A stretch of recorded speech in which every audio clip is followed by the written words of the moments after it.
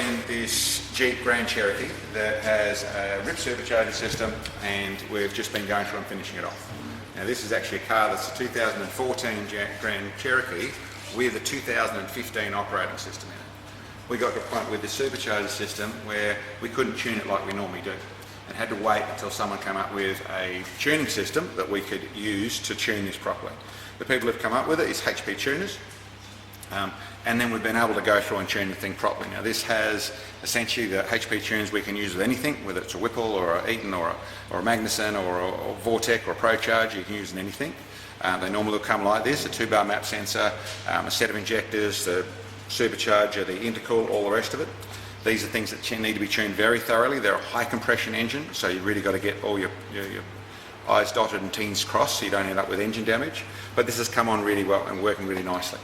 So there's a real advantage of the fact that we couldn't just use a plug and play in the way of a 00 Sport plug and play system in this. We had to custom tune it, and we've got some real benefits to come with that. If we come over at the graph, I'll show you how well it all went. As you can see, in the way of peak power, that was a very nice number in the 512. A bit more than what we've seen, probably up by around the 30 horsepower from what I normally see in a plug and play tune, but got there out of being able to custom tune things and make things nicely. As you can see, there's a decent lift, even from down here at 2000 revs.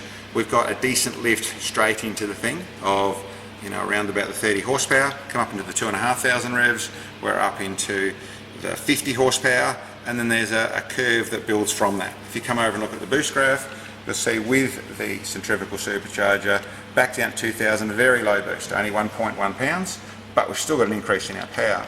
Come up here to halfway, we've only got 3.5 pounds of boost, but we've got a good increase in power.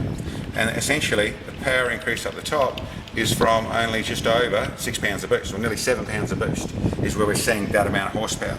Now back over at the power graph, the reason we make such good power with this sort of system is it uses the standard intake manifold, the standard runners, all those things that are designed to create good torque. It doesn't need a lot of boost to make really good improvements.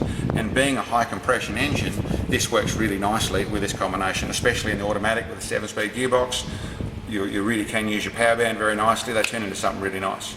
As I said, with this tuning system, using HP tuners and doing it properly, you've got all the superchargers available to us, with the likes of the positive displacements in the Whipples and the Magnusons and that side of things, and of course we've got all the centrifugals. But this has come together really well. We've got some more testing to do with the whole system, but very happy how that ran, and looking forward to good things in the future with this system.